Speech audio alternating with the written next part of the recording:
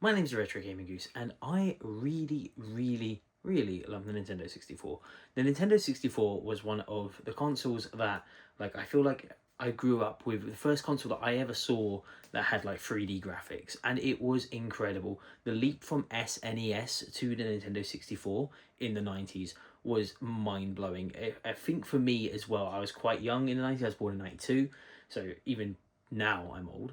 But back then, I was kind of that younger generation of gamers that saw, probably the last generation of gamers that saw the leap from 2D to 3D, and for it to be a big thing. I think the first game I ever saw that was a 3D game was Mario 64, and it just absolutely blew my mind. And if I'm honest, when I was a little kid, I didn't really understand 3D gaming, which sounds really strange. It is a strange concept to think of, because I just I didn't think it was like a thing that was going to last, which sounds even weirder. Like, I would see these 3D games coming out, and I just think, yeah, well, it's all going to go back to 2D eventually, but it never did. And look at gaming now, it's incredible. And that big leap isn't solely the Nintendo 64, but I feel like it came from a lot of the popularity of 3D games came from some of the most amazing Nintendo 64 games ever. Now, if you can't tell, there is a certain Nintendo 64 game that I'm a huge fan of, and I'm streaming all the Zelda games at the moment. And this game particularly is just one of the most outstanding games for me ever. I love Zelda. I always will. I've got this big Zelda collection. But there are so many other crazy games, crazy good games that came out on the Nintendo 64. And then there was a load of great games, nostalgic games for me, that no one ever really talks about. And that's what this video is about today. It's just random Nintendo 64 games that I have a personal sort of attachment to for really strange reasons. And I just want to talk about it because I love the Nintendo 64. I can't say it doesn't get enough love, because it definitely does. But it's just one of them game consoles that I want to talk about. So I've got a load of games here that we're just going to go through a little bit by a little bit, and just talk about some of these games. A little bit of gameplay, but mainly just me talking about them. Anyway, let's get on with the video. So the next game I really wanted to talk about is a very special game to me, is Command and Conquer on the Nintendo 64. Now, I've spoken about this before. I did a short video. One of my very first videos on this channel was about this game. And now what's really interesting about this game is that I'll show you this. So I am a huge Command & Conquer fan. I've talked about this a lot. I have got the original PC. This is my original copy, a tattered box copy of the first Command & Conquer game. And this Nintendo 64 game is really unique in the sense that it's the same game, but completely reworked into a 3D engine. Now, if you don't know a lot about Command & Conquer, the first game that came out in the series was sort of like this 2D RTS game, and then they made it like 3D. It really reminds me a little bit of Warcraft 3, that sort of level of 3D graphics. Really fun to play. I'll get into it now. So just to give you a little bit of history of Command & Conquer, I've spoken about Command & Conquer quite a few times, but the sort of majority of these games, the PlayStation and Sega Saturn versions, came out in 1996 and 1997, and the Nintendo 64 version, which is what you're seeing right now, came out in 1999. I've always loved Command & Conquer, and I think I always will love Command & Conquer, and I especially love the first Command & Conquer. And this version of the game, to me, felt like the elite version because it was in 3D graphics. And I've already spoken about how I didn't understand how 3D was going to be a big thing when I was a kid, but I understood that this looked so much better than the PC port, which is pixelated. Not to say that the PC version isn't amazing. It is. It's one of the most incredible RTS games of all time, and everyone should play it. Now, one of the big things that is annoying is it got rid of the AMV cutscenes, which is very it does take away a lot of the charm of the game. I didn't really understand that as a kid, and it holds a lot of nostalgia for me, this game. Just playing it, just looking at it, it looks so fun, it moves so fluid, and the controls are surprisingly good for a Nintendo 64 game. I think it is mainly because of the shape of the controller and how the controller works with an analog stick. I am really shocked that this version of the game hasn't been ported to PC, because I would genuinely love to see this. The comparison to Warcraft 3 isn't that like that far away of an accurate comparison. The graphics to me do feel like that Warcraft 3, not as colourful, not as bright and amazing looking, but it still has that sort of vibe to it. Now, when this game was released on the Nintendo 64, it got sort of kind of slated a lot by reviewers, where like there wasn't really many reasons to play this over the PC version unless you've never played the PC version and had no access to that at all, which is absurd because it was one of the most sort of like widely available games for a very long time. I think at the time it was distributed or developed by Virgin Games. Maybe they were the predecessor to Westwood Studios. I can't quite remember off the top of my head now. I probably should look that up, but I cannot be bothered to look it up. I'm just going to randomly speculate because that's much better for me to do. Anyway, this is the Command & Conquer game. This is a great Command & Conquer game. I would recommend giving it a go if you have a Nintendo 64. It is very widely available, and that's pretty much all I've really got to say about this one. Moving on very quickly.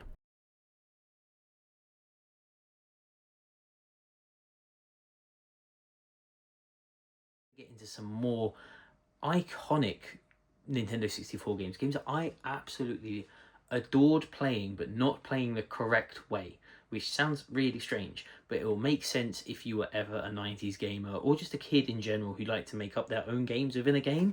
Now, 1080 Snowboarding. This game, again, I keep saying it came out on Nintendo 64 because it did, but this game I used to play so much. I don't know where I got it from. I don't know if it came with my Nintendo 64. I don't think it did. I'll go through more in detail about this game and the development of this game in a minute.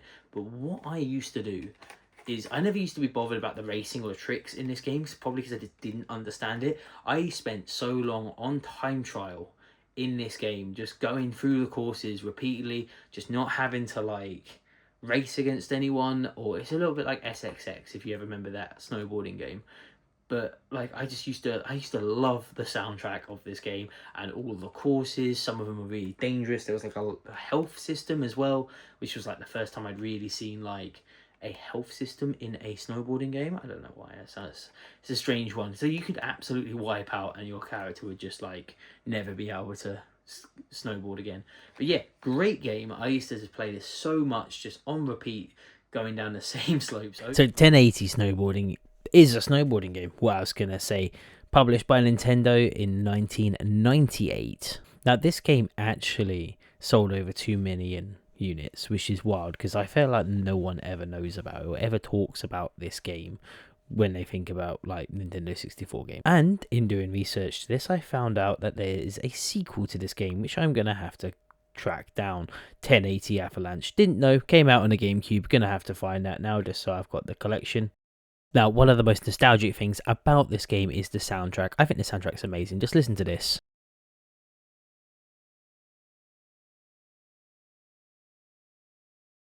Like, honestly, I love that music. I think it sounds so good. Like, it just activates a little part of my brain that I just can't get over it. Always kind of reminds me of Jet Set Radio.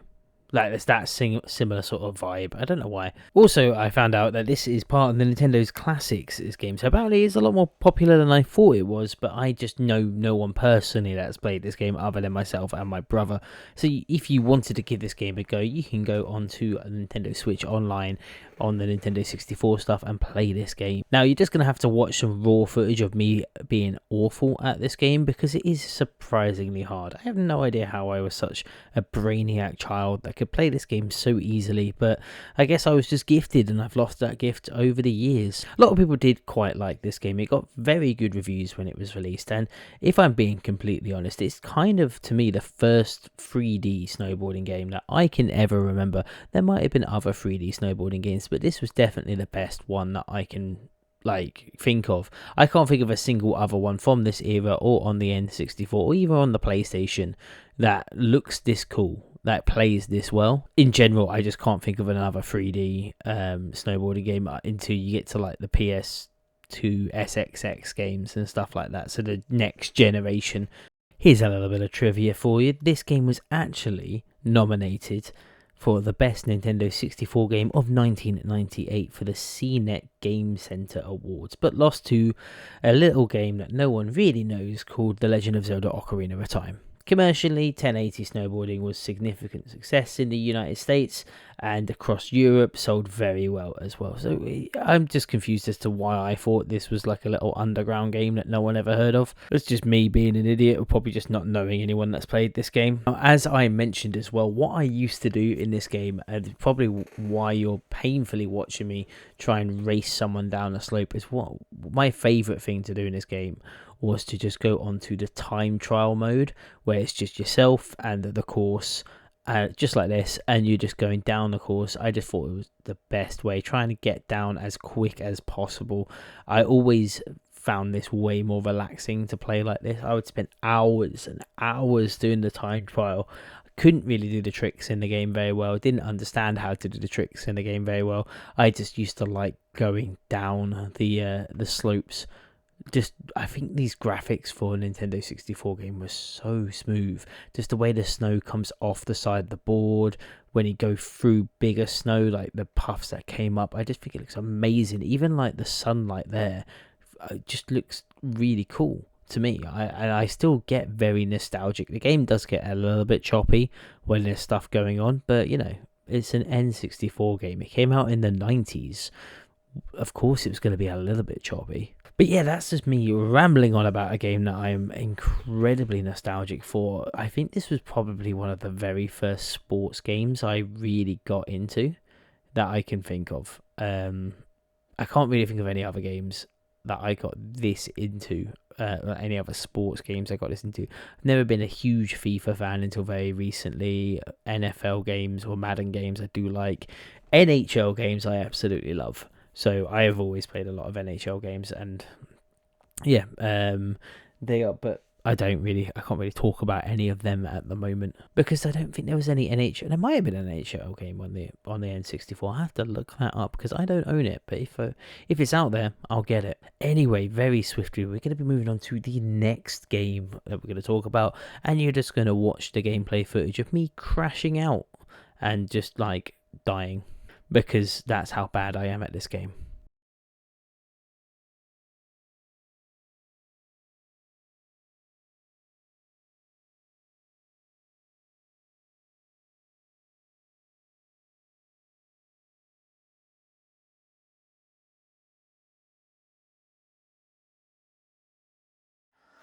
Now, I have spoken about this game very briefly before, but Blast Corps on the Nintendo 64, fantastic game. I feel like this game doesn't get enough love as well. This game is just a demolition derby game. You got to cause as much destruction as possible, and for an N64 game, the physics in this game are great. I was absolutely obsessed with the robots in this game because you can get in these giant mechs that just level cities. It's so fun. It is just carnage, entire carnage. We didn't get that in the Nintendo 64 era. It was so cool. Anyway, we'll get into this a little bit more. So Blast Corps is an action game developed by Rare, published by Nintendo in 1997 this game came out. Oh. And there are kind of like two objectives to this game, two sort of different versions. Well, there's actually lots of mini games in this. But this is just some footage of me destroying buildings in one of the mechs that I talked about. This used to be my favourite mech. There's also a big silver run that runs around, kicks stuff. Really fun to play. Surprisingly, this game was Rare's first game for the Nintendo 64. Its development team ranged between 4 and 7 people that worked on this. And yeah, it was their first destruction game. It was a big sort of prototype to their physics engine. Kind of what this is like a graphical showcase for the Nintendo 64 and what Rare could do. Now, when there's like certain mini games like this, which is just destroying buildings with a certain certain vehicle that you're given, it can be lots of different vehicles in the game, everything from a bulldozer to like a jet bike sort of thing, to like a mechanical piston, like truck. I don't know how to describe some of the vehicles. They're lovely and wacky and weird. The other gameplay is just trying to stop this nuclear tanker from crashing into buildings. So you just have to clear a path, and sometimes you have to get quite inventive with how you do that. That truck definitely creeps up a lot quicker than you expect it to. But yeah, it's a nuclear truck for some reason, that you just have to make sure doesn't touch anything, and is always fun. This game type, I really enjoy this game type. I used to love it a lot as a kid. Play it repeatedly with different vehicles that you can unlock as you go along. It's just fantastic, really.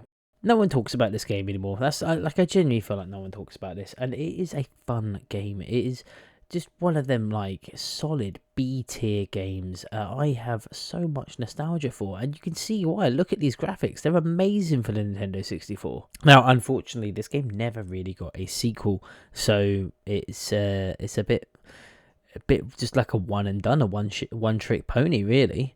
But what else do you need? It's still a fantastic game. But there's not really much more I can say about it at the moment, other than play this game. It's on Nintendo Switch Online.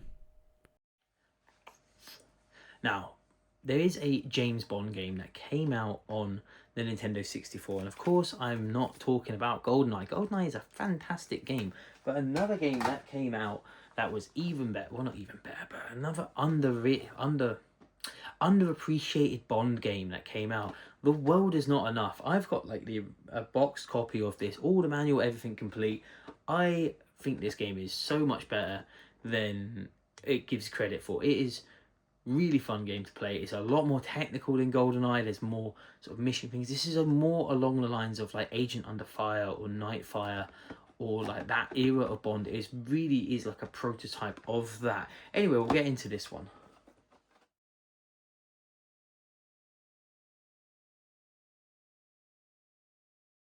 So to me, Pierce Brosnan is always going to be James Bond. I think the first James Bond film I ever properly saw and knew it was a James Bond film was definitely GoldenEye, and then the next one after that, what, Tomorrow Never Dies, and The World's Not Enough, and then topping off with Die Another Day. I adored these films. I had all of these films on VHS, and I think The World Is Not Enough was one of the first ever DVDs I owned, because I grew up in an era before the DVD. Now, this game was released in the year 2000, so towards the end of the life cycle of the Nintendo 64, and in my child brain, I knew that GoldenEye was an incredible game. I knew that GoldenEye was one of the best Bond games ever, one of the best first person shooters ever made. So naturally, I assumed the sequel would be just as good, if not better.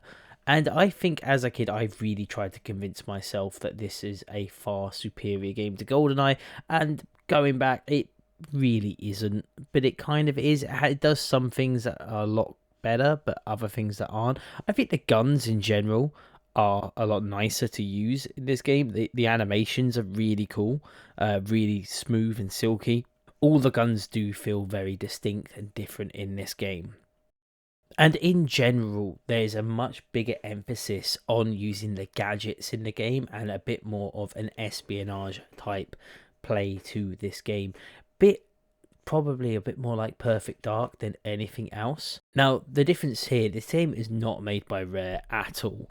This game was made by Eurocom and then published by Electronic Arts. So I think this might actually be the first ever Bond game published by EA, which is why I think it feels a lot like Agent Under Fire and Nightfire, because it's got that sort of vibe to it.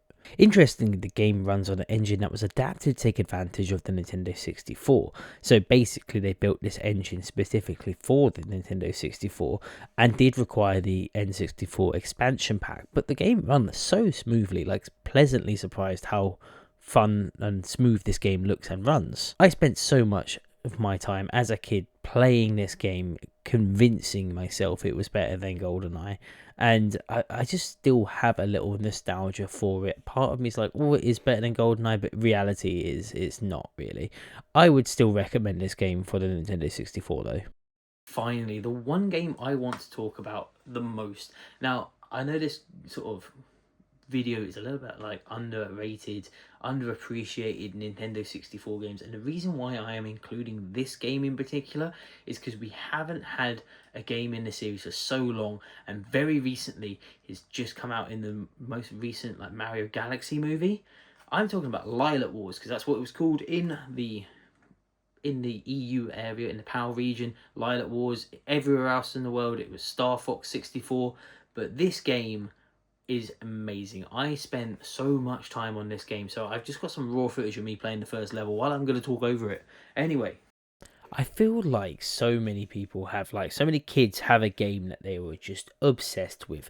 Like, they just absolutely love. And Lilac Wars was that game for me, or Star Fox 64. Now, I don't really know why the name was changed, but for me growing up, Lilac Wars, I was in Power Regions. It's called Lilac Wars. Everywhere else is called Star Fox 64, and is part of the Star Fox series. I will probably use these names interchangeably throughout as we go along. So if I say Star Fox, I also mean Lilac Wars. But this game came out in 1997 and is a rail shooter flying game where you just get to blow everything up. And when I say I know almost every single secret in this game, I am not lying. I'd say like the only things I don't know about this game are the secret stuff that you get on multiplayer.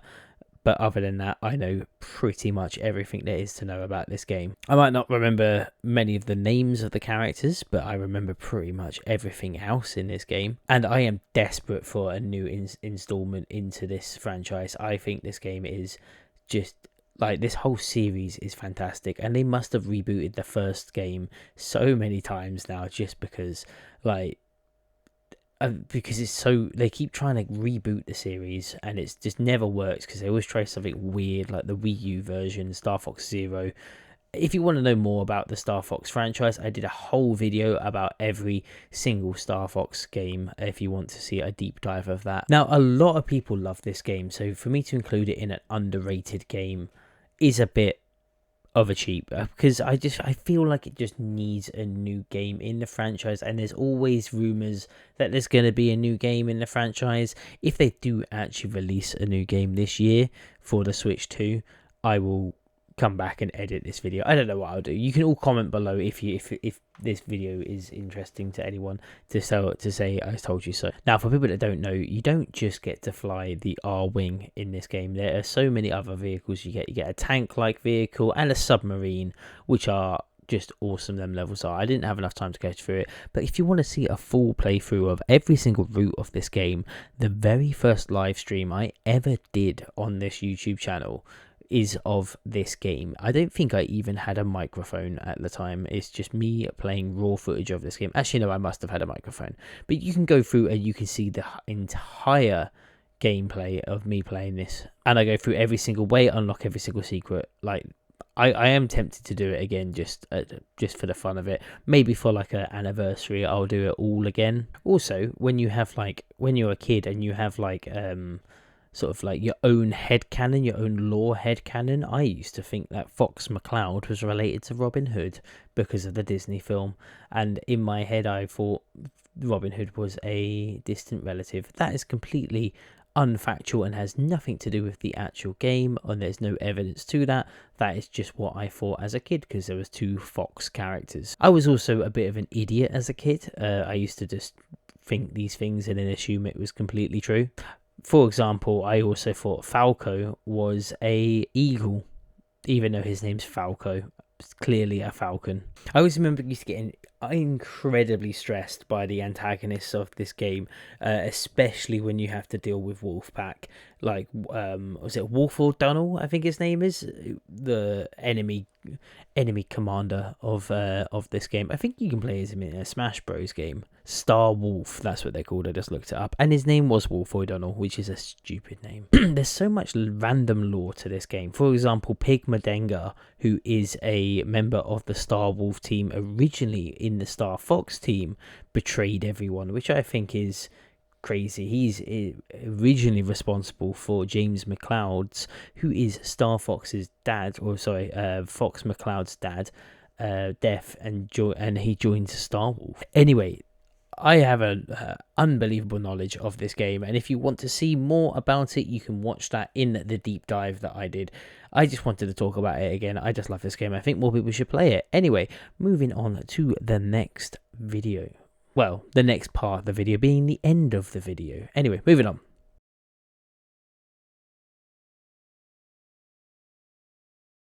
So that has been me just rambling on about the Nintendo 64 and some games that I just absolutely love on the N64. If you have a Nintendo 64 game you think hasn't got enough love, just comment below what that is. Whether that's like Body Harvest, whether that's like, even if you think like Banjo-Kazooie or like Diddy Kong Racing hasn't got enough love, comment below. Let me know what your like underappreciated Nintendo 64 game is, and I'll happily talk N64 all day. It was pretty much one of my first major consoles that I remember playing a lot of. My name's been the Retro Gaming Goose. If you have enjoyed this video, please remember to like the video, subscribe to the channel, and I'll see you in the next video.